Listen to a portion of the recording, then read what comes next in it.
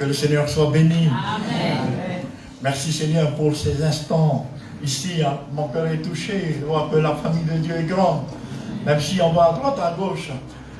Qu'est-ce qui est important? Nous savons que nous avons une famille en Jésus-Christ. Nous avons des frères et sœurs dans le Seigneur. Merci Seigneur. Merci à votre pasteur, pasteur Pimbé, qui m'a permis de venir ici. Lui, il est resté à cause des visites qu'il a pour son épouse. Et merci aux frères stagiaires, aux pasteurs qui sont là, qui continuent à œuvrer. L'œuvre de Dieu n'est pas fondée sur un homme. Les hommes sont des instruments. Mais l'œuvre de Dieu est formée sur Christ. Et des pasteurs, peut-être, avec des difficultés, ne sont plus là. On ne va pas dire qu'il n'y a plus de pasteurs. On ne continue pas à œuvrer pour le Seigneur. On est perdu. Jésus est là. C'est lui le divin pasteur. Et il saura continuer son œuvre au milieu de vous, dans votre cœur. Ça va vous permettre de triompher.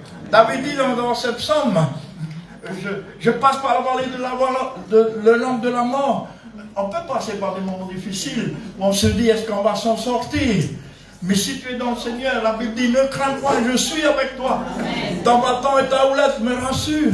Le bâton nous rappelle la croix, rappelle l'œuvre de la croix. C'est ce bâton qui a triomphé des puissances des ténèbres.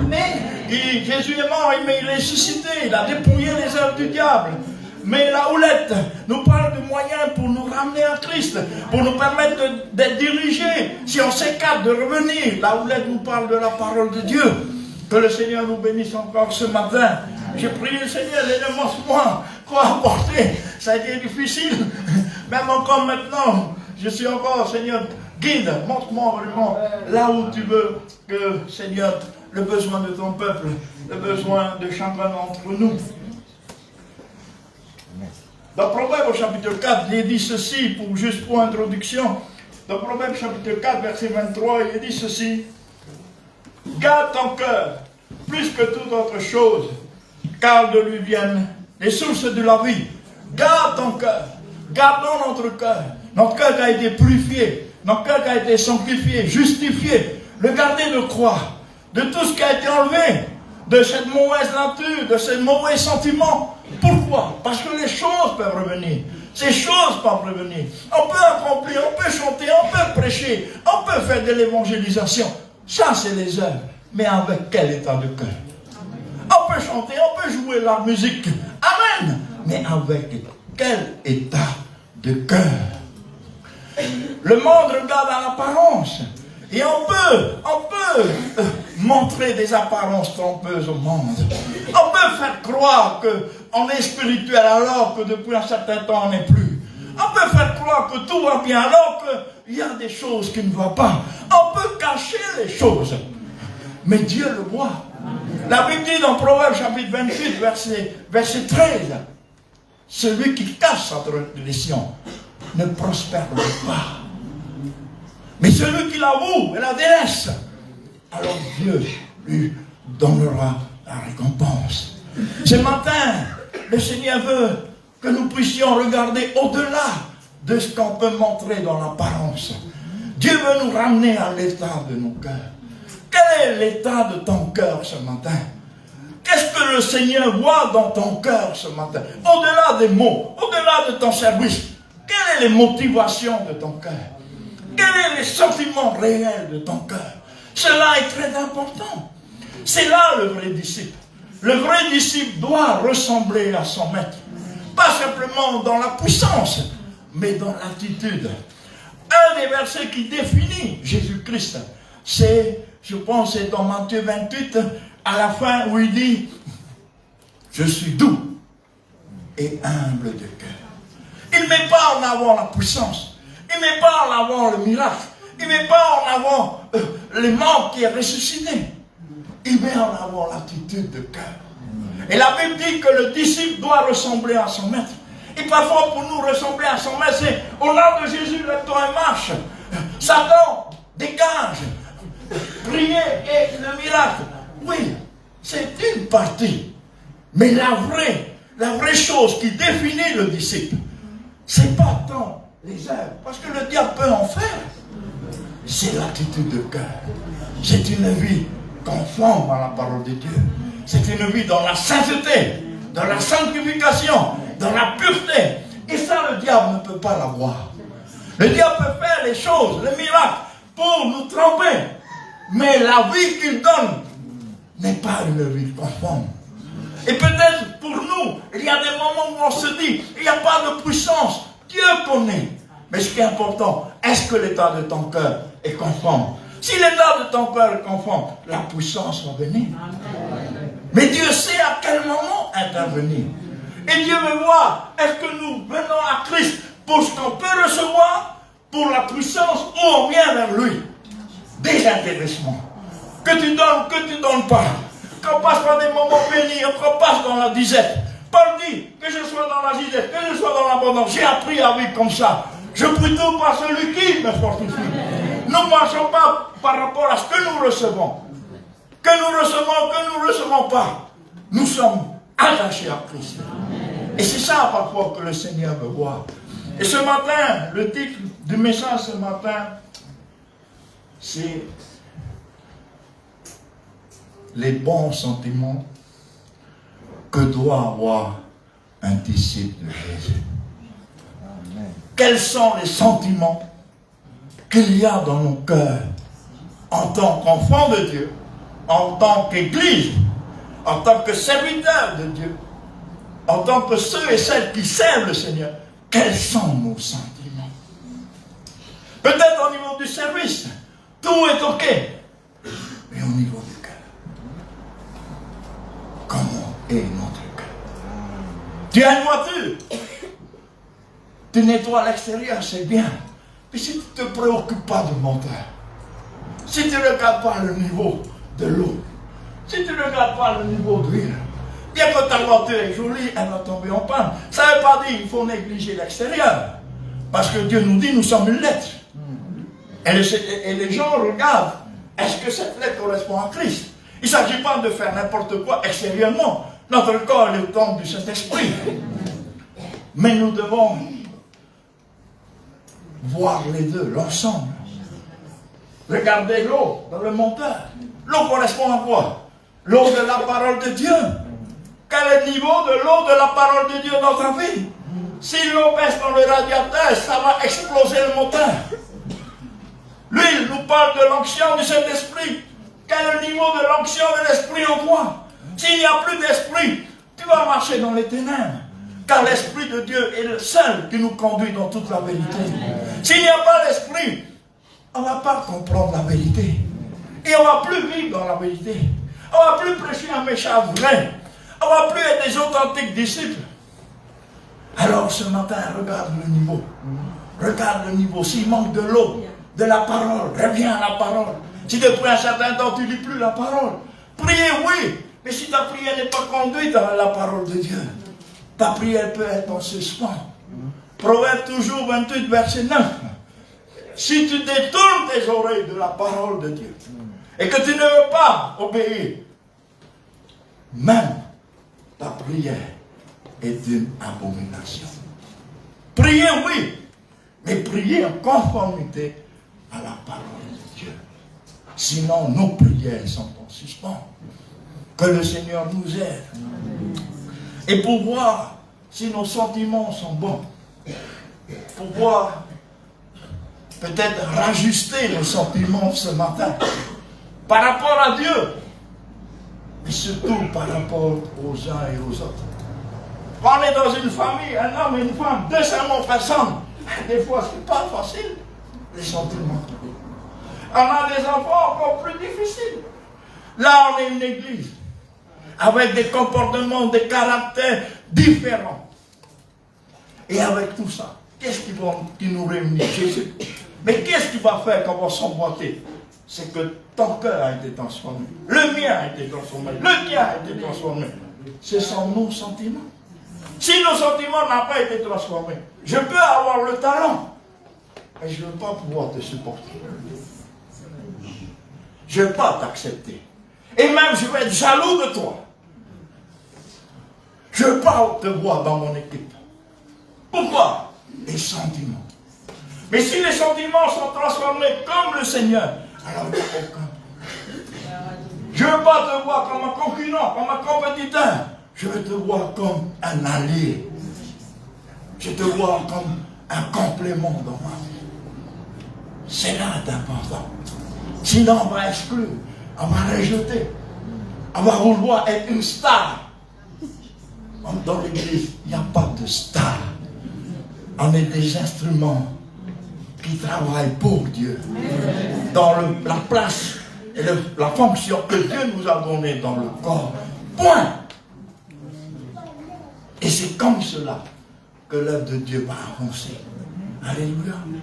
Alors on va ouvrir la parole de Dieu dans Colossiens chapitre 3 et du verset 12 au verset 17. Colossiens chapitre 3, verset 12 à 17. Et il dit ceci, c'est Paul qui parle à l'église de Colosse. Il y avait des choses à réajuster, il y avait des choses à ramener. On ne jette personne, mais on rectifie. Il faut rectifier. Et venir au culte, ce n'est pas simplement chanter. C'est venir pour qu'est-ce que tu penses de moi. Toute cette semaine, tu m'as vu. Toute cette semaine, tu as vu ce que j'ai dit au téléphone, ce que j'ai parlé, ce que j'ai pensé. Est-ce que c'était bon? On peut jouer la comédie au milieu du peuple de Dieu. Mais Dieu ne veut pas que nous soyons des comédiens. Le Seigneur veut que nous soyons des chrétiens authentiques, vrais. Ce qui sort de notre bouche, c'est ce qui est dans notre cœur. Amen. Amen. Alors Paul va ramener quelques réajustements dans l'église de Colosse. Et il dit ceci, verset 12, à partir du verset 12. Ainsi donc, comme des élus de Dieu, saints et bien-aimés, revêtez-vous d'entrailles de miséricorde, de bonté, d'humilité, de douceur, de patience. Supportez-vous les uns les autres. Et si l'un a sujet de se plaindre de l'autre, pardonnez-vous réciproquement. De même que Christ vous a pardonné, pardonnez-vous aussi. Mais par-dessus tout, toutes ces choses, revêtez-vous de la charité, qui est le lien de la perfection, et que la paix de Christ, à laquelle vous avez été appelés pour former un seul corps, règne dans vos cœurs. Et soyez reconnaissants que la parole de Christ habite parmi vous abondamment.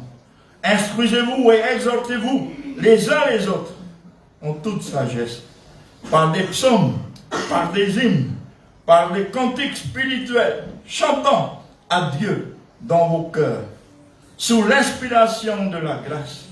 Et quoi que vous fassiez, en parole ou en œuvre, faites tout au nom du Seigneur Jésus, en rendant par lui des actions de grâce à Dieu le Père. Amen. Seigneur, merci de ta grâce. Merci de bénir pleinement ton peuple ce matin. Nous sommes en ton écoute, Seigneur. Par ton serviteur écoute. Et parfois, Seigneur, souvent c'est... Seigneur, écoute tes serviteurs parlent. Seigneur, on veut remercier la tendance. Aide-nous à t'écouter.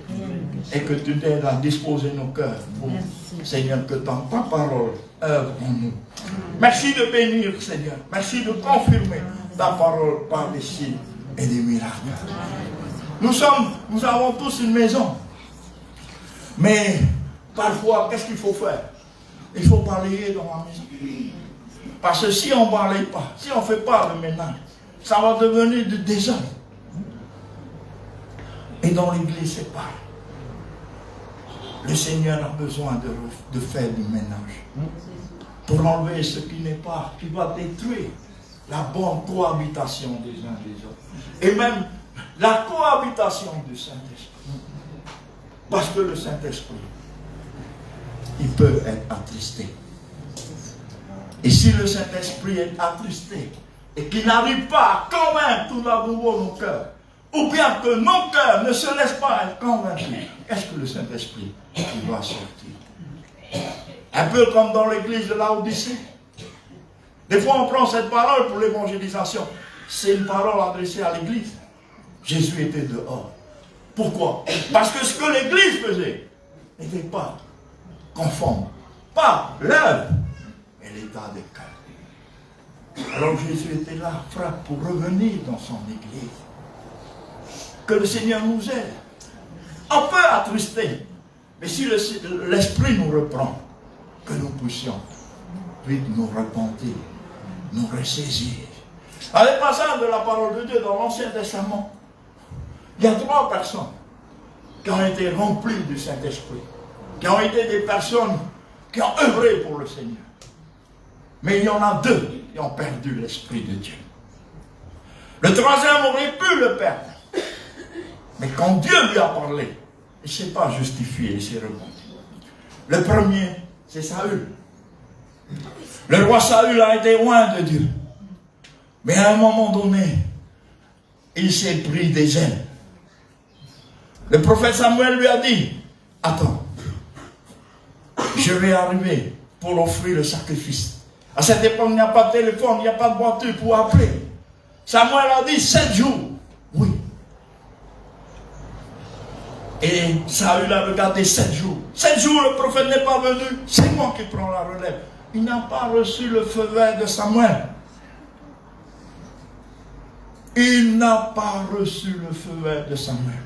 C'est pour ça, parfois, il y a des règles. Les règles sont bonnes. Mais les règles, ce n'est pas la parole de Dieu. Il y a les règles de la parole de Dieu et il y a les règles que l'homme met pour.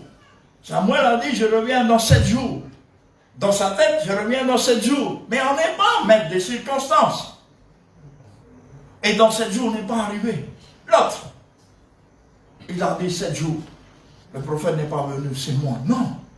Là, il aurait dû dire, on va attendre. On va attendre. S'il n'est pas arrivé, c'est qu'il y a quelque chose. Mais on ne va pas faire le service qui n'est pas le nôtre. Sans qu'on n'ait pas eu le feu vert de lui. On va attendre. Il aurait pu prendre le peuple pour prier, pour rechercher la face de Dieu. Mais qu'est-ce qu'il a fait?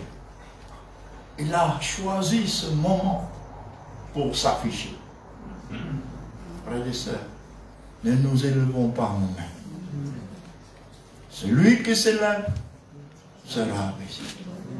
Et celui qui s'abaisse, Dieu saura l'élever. Même si pour l'instant on ne te voit pas, tu es dans l'ombre.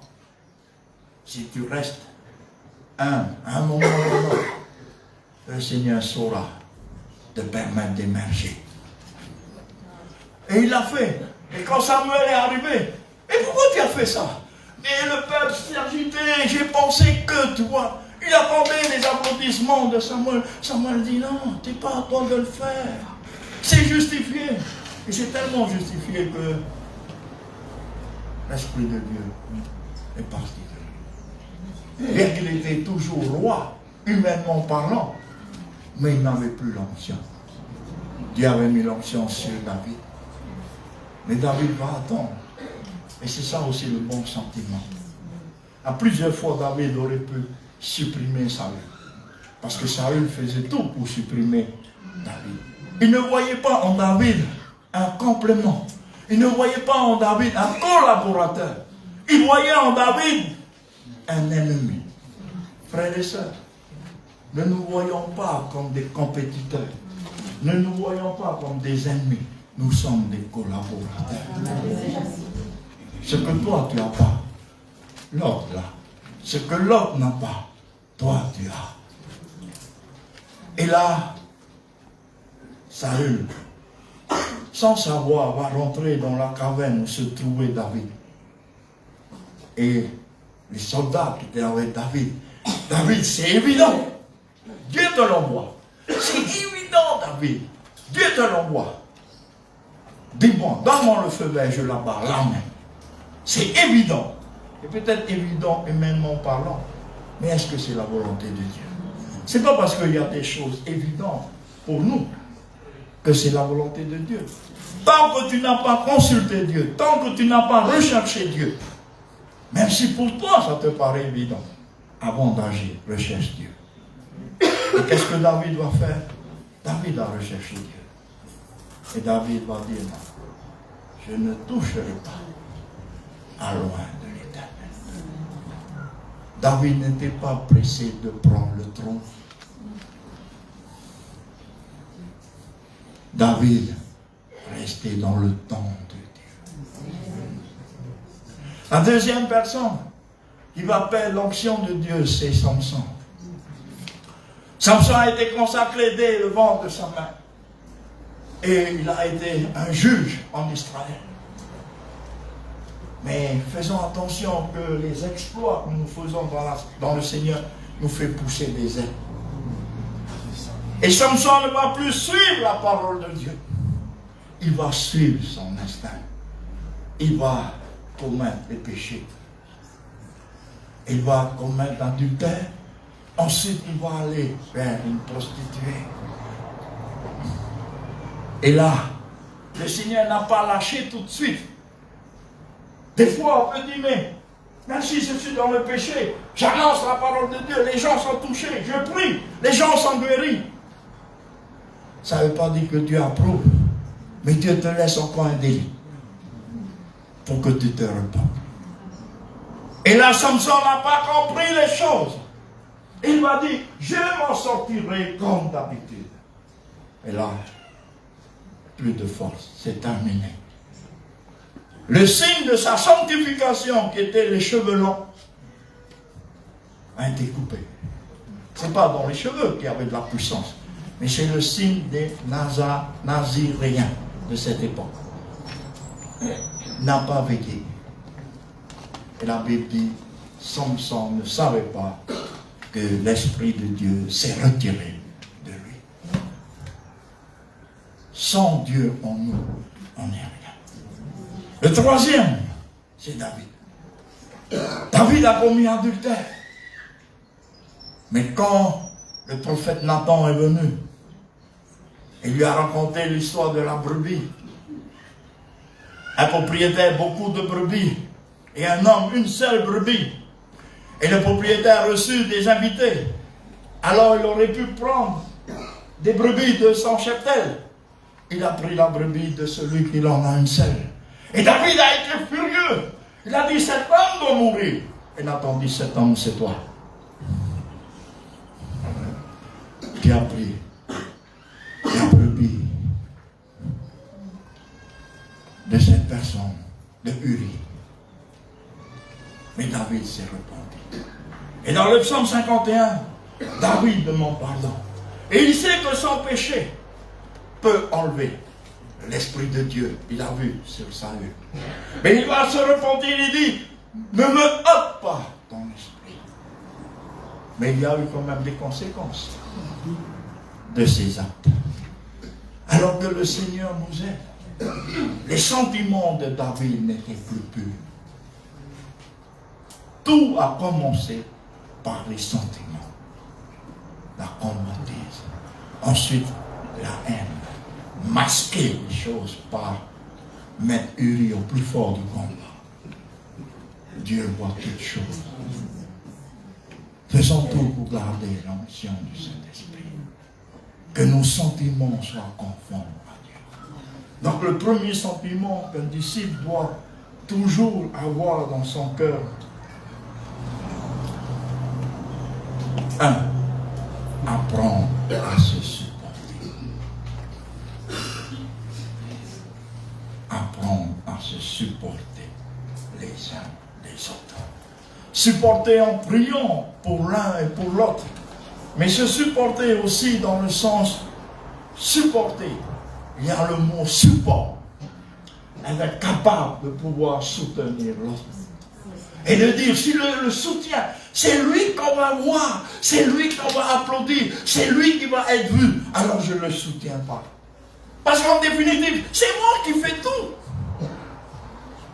Lui, il n'a fait rien, mais parce que c'est lui le responsable, c'est lui. Alors je ne veux pas le soutenir. C'est pas bon. Le sentiment n'est pas bon. On n'agit pas pour soi-même. On agit pour l'œuvre de Dieu. Il y aura toujours, frères et sœurs, des sentiments, toujours des différences.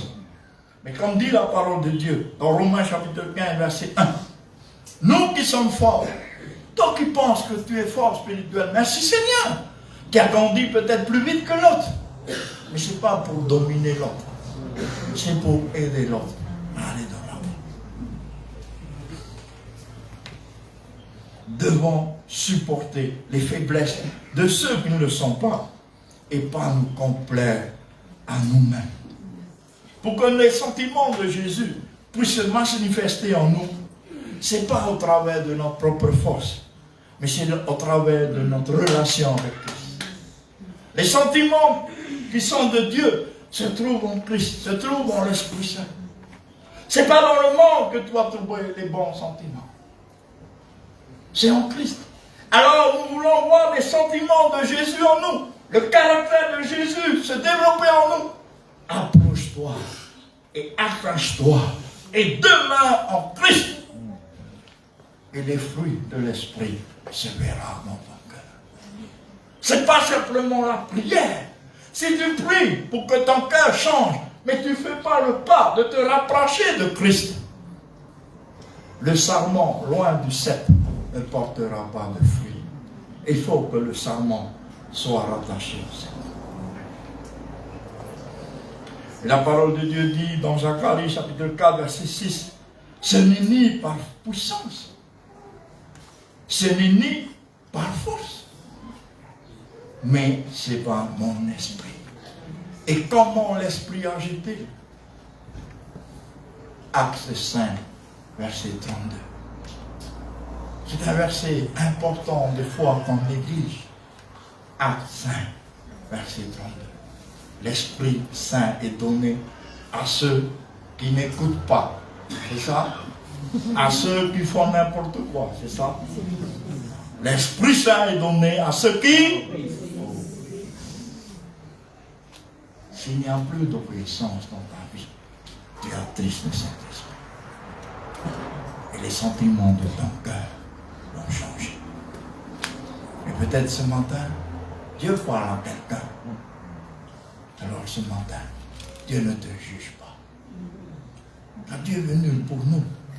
Dieu est venu pour son Église. Dieu est venu pour sauver les âmes. Mais Dieu est là pour t'aider à grandir, à faire des progrès. Ne te compare plus à ton frère et ta soeur. Réjouis-toi pour ce que le Seigneur fait pour lui. Et Dieu le fera pour toi au temps voulu. Mais toi, demeure en Christ. Et l'Esprit agit dans l'obéissance. Le deuxième point, c'est... Des fois, on se dit, il ne va pas y avoir. Si dans une famille, il peut y avoir des disputes, et ces disputes ne peuvent être résolues que par le pardon, dans l'Église, encore plus. Encore plus. Un manque de pardon peut nous faire rater le ciel. Un manque de pardon peut nous arrêter la guérison. Un jour, dans l'église de Yonggi-cho, un des pasteurs où Dieu a œuvré tellement grand en Séoul, j'étais dans les 700 000 membres. Aujourd'hui, ils ont dépassé les millions. Et Yonggi-cho recevait des personnes qui viennent demander la prière. Et là, il y a une femme qui est fidèle. Elle est à toutes les réunions. Ils ont un lieu, on appelle une montagne de prière, où ils peuvent aller jeûner pendant autant de temps qu'ils veulent. Cette femme, elle était fidèle. Mais elle avait un problème. Une partie de sa figure était déformée. C'est comme si elle avait eu un AVC. Elle était carrément déformée. Elle priait, l'église a jeûné. Le pasteur a posé les mains, onction d'huile, rien ne marche. Jusqu'à dire, est-ce qu'ils ont l'onction ici?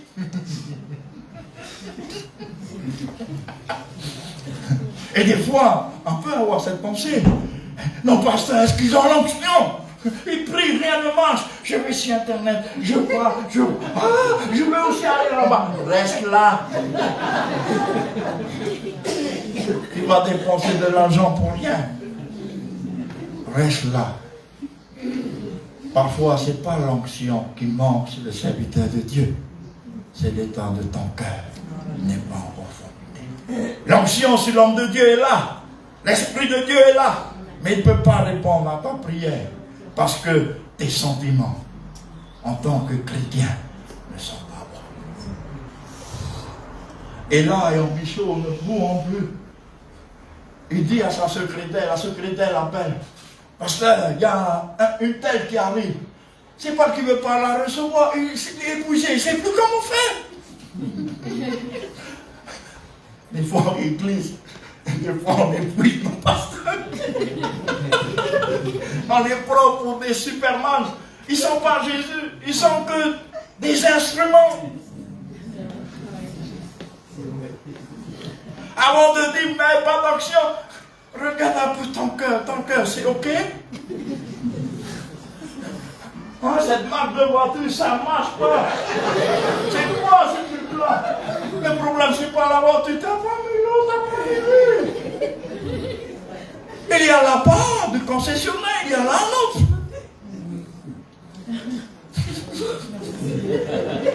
Et des fois, le pasteur s'arrache les cheveux, mais qu'est-ce que c'est pas, Seigneur? Et là, Yom Bichot va dire à sa secrétaire, dis à la femme, je ne suis pas là. Et la femme arrive, je veux voir Pasteur Chaud pour prier. Et la secrétaire, elle dit, Pasteur Chaud n'est pas là, il est en visite. Et Pasteur Chaud était juste là, dans l'autre salle. Pasteur, ne vous cachez pas. Si vous êtes là, vous êtes là. C'est Dieu qui va agir. Et là, le Seigneur lui parle. D'un seul coup, l'Esprit de Dieu parle à Pasteur Chaud.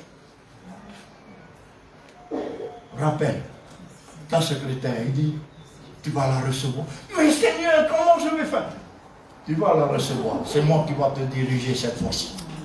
Les autres fois, tu as agi avec ta force. Maintenant, c'est moi, laisse-moi faire. Tu seras que le canal.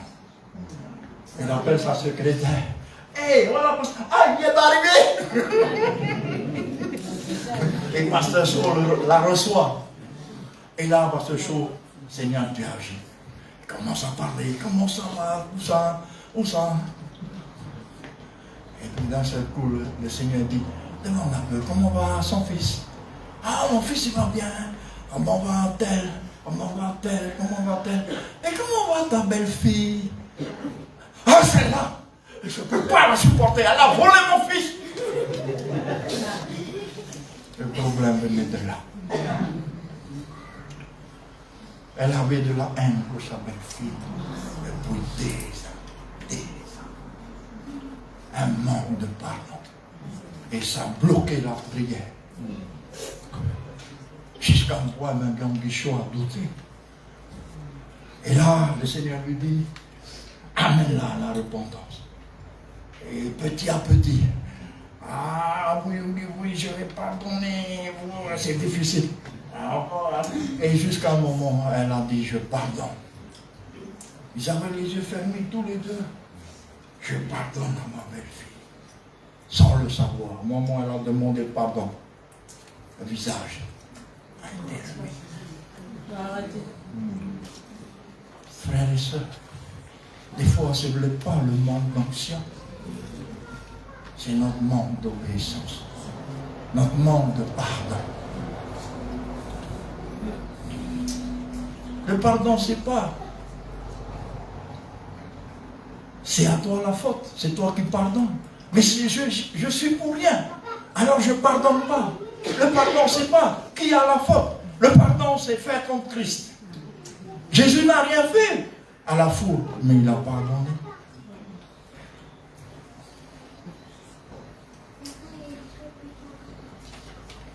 La parole de Dieu dit dans Matthieu chapitre 6, verset 14. Si vous pardonnez aux hommes leurs offenses, votre Père Céleste vous pardonnera aussi. Mais si vous ne pardonnerez pas aux hommes, votre Père ne vous pardonnera pas non plus aux offenses. Si nous sommes disciples de Dieu, ressemblons à Christ. Peut-être ce matin, Dieu te parle. Peut-être pas dans l'église, mais peut-être entre toi et ton voisin. Entre toi et un membre de ta famille. Où vous ne parlez plus depuis des mois. Et peut-être entre toi et un frère ou une sœur. Ou quoi que ce soit. Alors que tu continues à œuvrer pour le Seigneur. La Bible dit, si Dieu te met dans ton cœur, il y a un problème entre toi et ton frère, la Bible dit, arrête ton service, dépose ton offrande, arrête de servir Dieu comme cela. Va te réconcilier avec ton frère et ta sœur. Va te réconcilier avec ton voisin. Va te réconcilier avec un membre de ta famille. Qu'il n'accepte pas, c'est lui. Mais si tu pries bien, Dieu va toucher également son cœur. Mais tu aurais fait ta part. Et tu es vrai devant le Seigneur. Lorsque tu lèveras tes mains, c'est correct. La Bible dit, élevez les mains, mais élevez des mains pures. Mais s'il y a un manque de pardon, ta main n'est pas pure. Que le Seigneur nous aide. La parole de Dieu dit également, le pardon nous permet d'aller de l'avant. Le pardon nous libère de l'œuvre du diable et permet au Seigneur de nous guérir, comme l'exemple de cette dame. Le pardon guérit nos cœurs brisés. Le pardon permet à nous de libérer l'autre et d'être libérés à notre tour. Et de pouvoir devenir plus fort et solide dans notre foi. Le troisième point, c'est apprendre à aimer. La Bible dit, verset 14, mais par-dessus toutes ces choses, revêtez-vous de l'amour qui est le lien de la perfection. Un amour non simplement en action, mais aussi en parole. L'amour véritable est auprès du Seigneur. Comment tu peux dire aimer Dieu, dit la Bible dans une épître de Jean, si la personne qui est là, tu ne l'aimes pas? Comment tu peux aimer Dieu que tu ne vois pas? Et celui que tu vois, tu n'aimes pas. L'amour véritable, c'est un amour, comme Jésus dit. On vous a appris, dans l'ancienne alliance, œil pour œil, dent pour dent. Mais moi, je vous dis, dans la nouvelle alliance, aimez vos ennemis. Priez pour ceux qui vous maudissent et qui vous maltraitent. La Bible dit dans Matthieu chapitre 5, verset 7, je crois, heureux ceux qui procurent la paix, ils seront appelés fils de Dieu. Aimer, pas simplement en parole, mais réellement dans notre cœur. Jésus dit en Jean chapitre 15, verset 12, c'est ici mon commandement. Aimez-vous les uns les autres comme je vous ai aimé. L'amour se développe dans notre relation avec le Seigneur. Si tu sens que tu as du mal à aimer ton frère et ta soeur, ne prie pas pour que Dieu change ton frère et ta soeur. Prie pour que Dieu te change toi d'abord. Prie pour que Dieu te donne l'amour de Jésus en toi.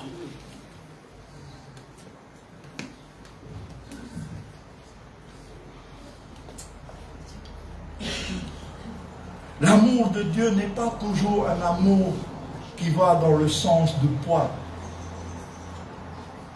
Je viens à la réunion, tout ce qui a été dit, c'est bien, la puissance de Dieu, le Seigneur nous a acquéris, le Seigneur agit, c'est bien.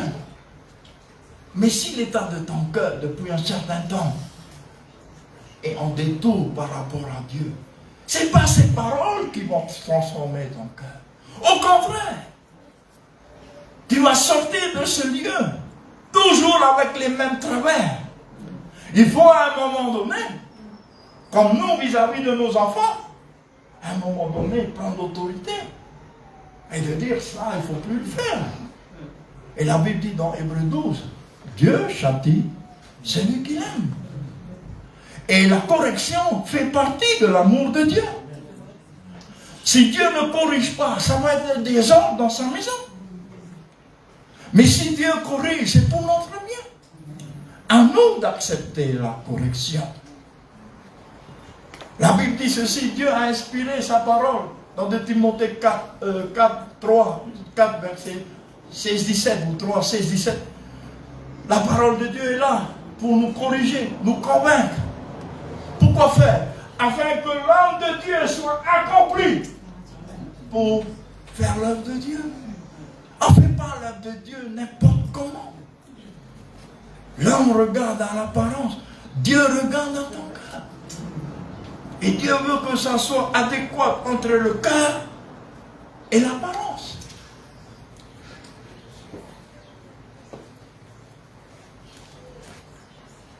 Il y a des choses à dire, mais à le dire par amour. La parole de Dieu dit également, dans Matthieu chapitre 18, verset 15,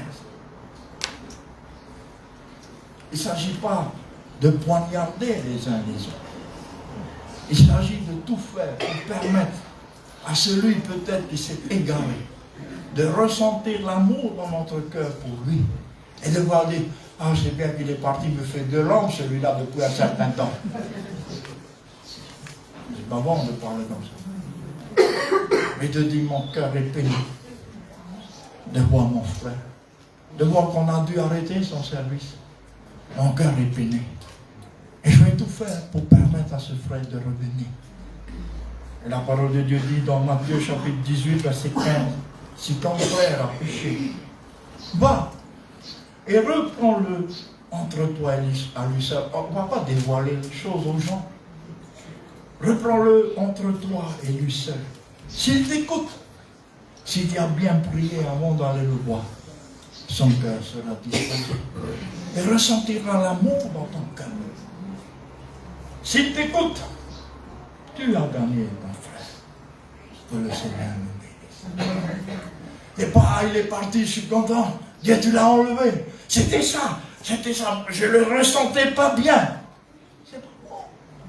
Pas bon. Parce qu'un jour, ça peut arriver. La Bible dit que celui qui est debout regarde de tomber. Pierre avait cru qu'il est toujours debout. Seigneur, eux te réuniront, pas moi.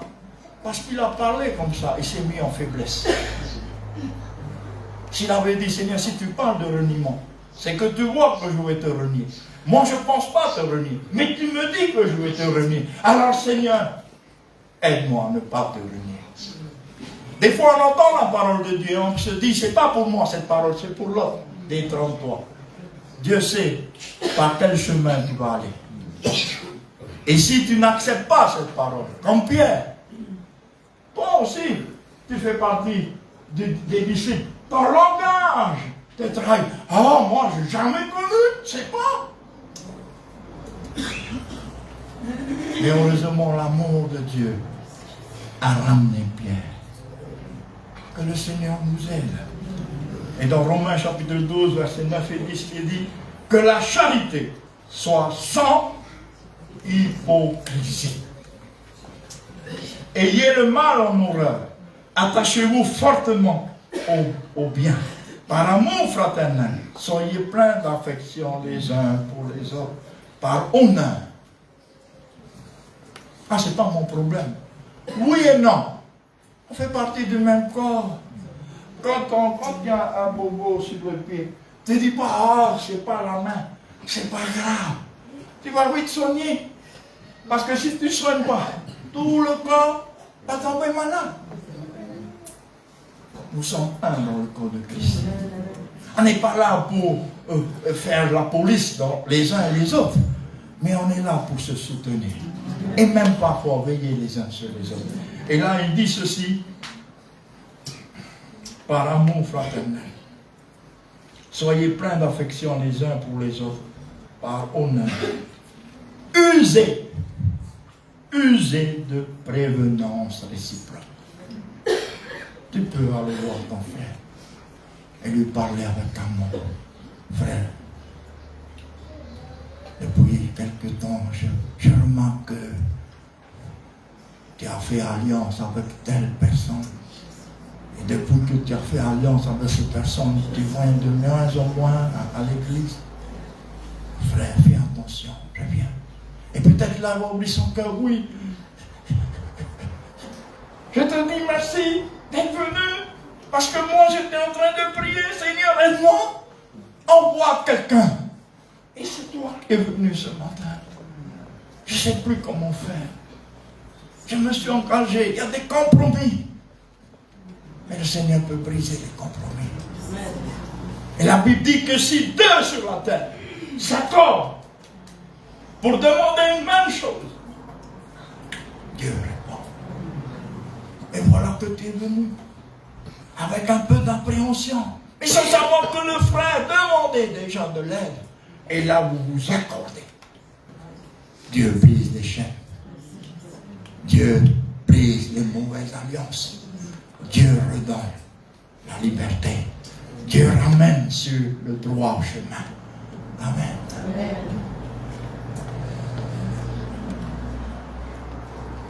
Dans Proverbe 6, 23, il dit, le précepte est une lampe et l'enseignement est lumière. Pas que la parole, il faut la mettre en pratique. La parole est la lampe. Une lampe, elle est là. Mais si on ne l'allume pas, elle n'éclaire pas. Avoir la Bible, entendre la parole, mais si tu ne la comprends pas, si tu ne reçois pas son enseignement, si tu ne laisses pas l'enseignement agir, il n'y aura pas de lumière. Entendre la parole de Dieu, oui, mais il faut laisser son enseignement pénétrer dans ton cœur. Un jour, Jésus va dire, les choses ne changent pas, car il ne laisse pas pénétrer ma parole dans leur cœur. Il l'entend, mais il ne laisse pas pénétrer ma parole dans leur cœur. Et quand on laisse pénétrer, alors la lumière de l'enseignement nous libère. Et ce que dit ici, et l'enseignement, une lumière, et les avertissements de la correction, le chemin de la vie. L'amour, c'est pas dire toujours oui. L'amour, c'est parfois dire non. Et même si, parce que tu as dit non, on te méprise, on te déteste, il est préférable d'être en accord avec Dieu que de fait de notre désaccord, de notre compromis, on est en désaccord avec Dieu. Que le Seigneur nous fortifie. Et le dernier point, rechercher la paix. Pas rechercher la guerre. Vous savez, toute parole n'est pas bonne à entendre. S'il y a des choses que tu as vues, il y a des choses que tu as connues, il y a des choses qu'on t'a dit pour un tel, pour un tel. Est-ce que ce que tu as entendu, c'est vrai d'abord? Des fois, c'est pas vrai. Et si tu vas aller véhiculer, frère, attends un peu. Je sais que tu es très ami avec ce frère ou cette sœur, mais attends un peu. On m'a dit que... Et en disant ça, tu brises l'amitié. Pasteur a dit ça. Est-ce que tu es sûr? En disant ça, tu brises l'amitié. Et même si c'est vrai, à toi de réfléchir. Es-tu un homme de guerre ou un homme de paix? Es-tu pour l'unité ou la division? Si tu as dit cette parole, même si elle est vraie, qu'est-ce qu'elle va apporter dans le cœur de celui que tu as dit? Si ça va apporter la rupture, ne le dis pas. Et peut-être Dieu t'a permis de le voir pour que tu puisses te tenir dans la brèche et intercéder afin que cette situation change, mais pas à les dire. Que le Seigneur... Et parfois les divisions ne viennent pas de l'extérieur. Elles viennent de l'église même. Pourquoi? Parce qu'on ne sait pas tenir nos bouches. Des fois, nous devons faire cette prière. Seigneur, aide-moi à mettre une fermeture à ma bouche. La Bible dit, renoncez au mensonge et parlez véridiquement les uns avec les autres.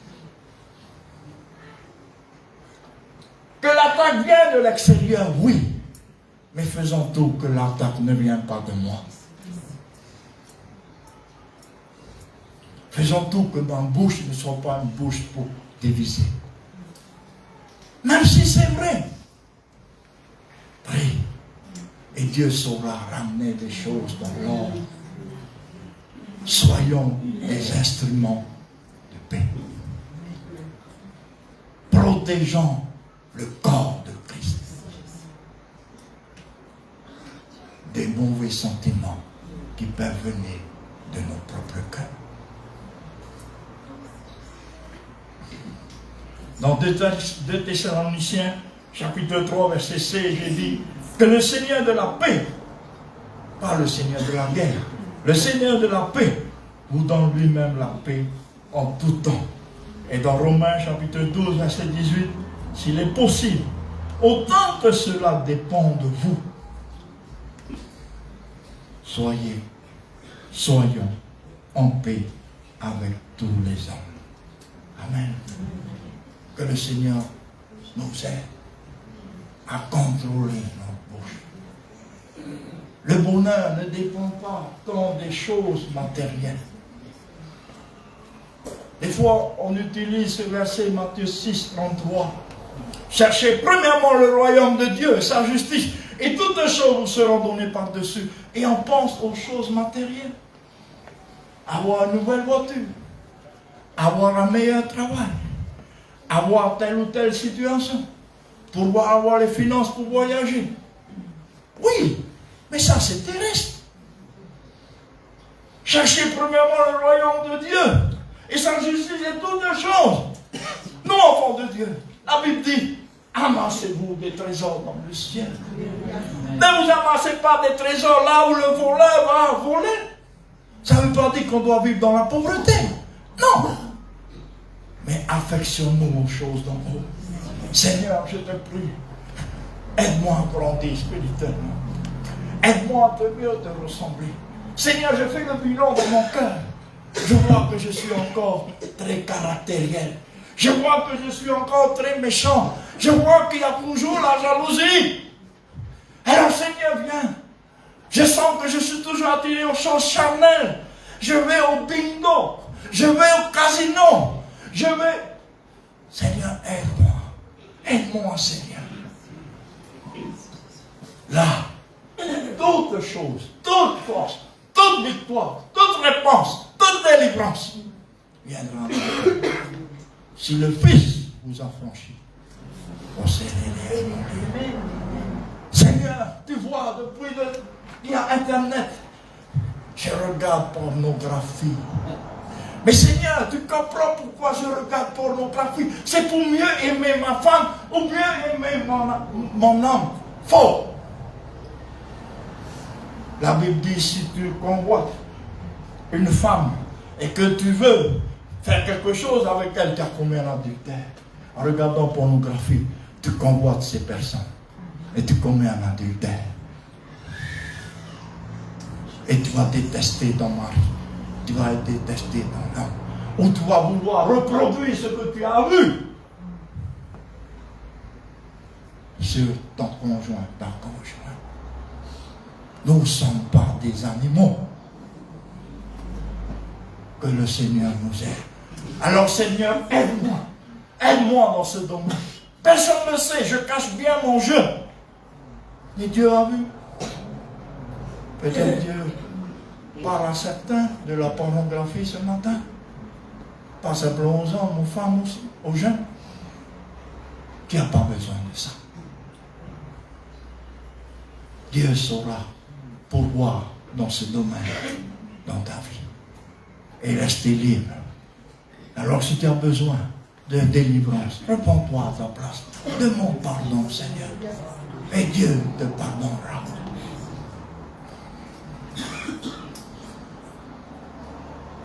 Le dernier point, pour que ces sentiments puissent grandir. Verset 16.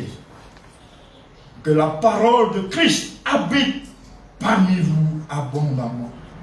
Instruisez-vous et exhortez-vous les uns les autres en toute sagesse, par des chants, des hymnes, des cantiques spirituels, chantant à Dieu dans vos cœurs sous l'inspiration de la grâce. Le 5e point, demeurons toujours dans la parole de Christ.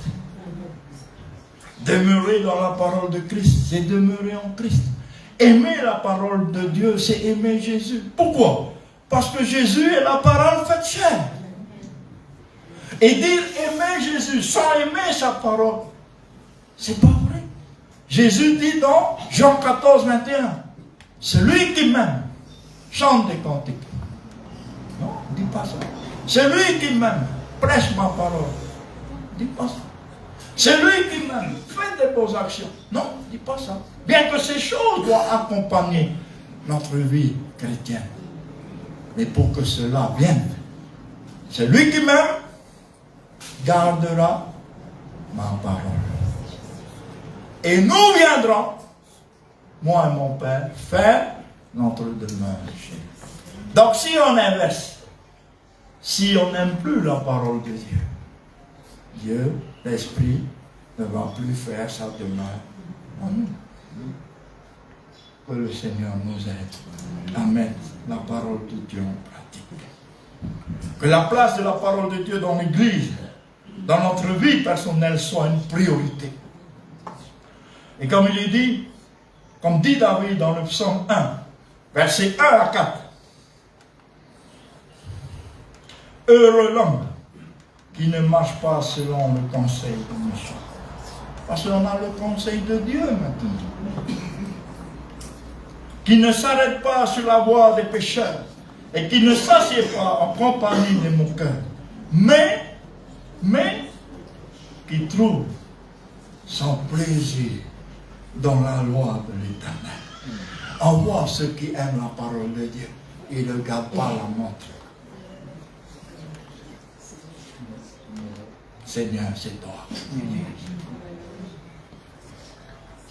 Et on voit ceux qui ont des règles. Ils sont pas celles de Dieu. Et quand ils sont devant leur télé, il n'y a pas de... Quand ils sont devant les jeux, il n'y a pas de... Moi, je n'ai pas enregistré des jeux sur mon vinyle. Je ne veux pas. Parce que si je commence, je vais être pris là-dedans. Et le temps que je passais sur les jeux, 2 heures, je suis fatigué. Il n'y a plus de 2 heures pour lire la Bible. Alors je préfère 2 heures pour lire la Bible.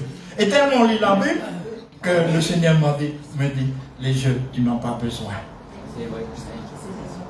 Que le Seigneur vous aide. Mais qui trouve son plaisir dans la loi de l'Éternel et qui la médite jour et nuit. On ne peut plus dormir maintenant. C'est pas ça. Et moi, je vais au travail aussi. C'est pas ça. Jour et nuit, dans les moments bons. Jour, dans les moments clairs. Dans les moments où tu vois. La nuit, dans les moments où tu vois. C'est sombre. Tu passes par la vallée de la mort. Des difficultés t'arrivent. Tu ne sais pas comment il faut faire. Et maman sombre. À part d'aller dormir. Médite la parole. Médite la parole. Et la parole va te libérer. La parole va t'affranchir. Vous connaîtrez la vérité. Et la vérité vous affranchira. Et tout ce qu'il fait lui réussit. Frères et sœurs, que le Seigneur nous aide à vouloir progresser dans notre service, à améliorer notre code vocal, à améliorer notre façon de jouer, à s'investir un peu dans l'informatique pour mieux amener les chants, pour faire les tirages, pour aider les pasteurs. Tout ça, c'est bien. Mais ça, c'est la terre. Prends du temps pour ton cœur. Prends du temps pour que les sentiments de Christ règnent. fruits de l'esprit sont l'amour, la joie, la paix, la bénignité, la patience, la douceur, la fidélité, la maîtrise de soi. Et un autre fruit de l'esprit, qui n'est pas cité dans Galates, mais qui est cité également dans Romains chapitre 6, verset 22. Avant, vous étiez esclaves du péché. Et vous portez les fruits du péché. Maintenant, vous êtes esclaves de Dieu. Portez le fruit de la sainteté. L'Église du Seigneur doit être reconnue, pas pour ce qu'elle peut faire, mais pour ce qu'elle est intérieurement. Le sentiment de Christ est une vie dans la sanctification. Amen. Donc, que le Seigneur nous aide à développer les sentiments. 1. Se supporter, se pardonner, s'aimer de l'amour du Seigneur. Être des enfants de paix en demeurant dans la parole de Dieu. Et là, ta prière et la mienne seront exaucées. Parfois on dit, la prière est une âme puissante. Oui et non.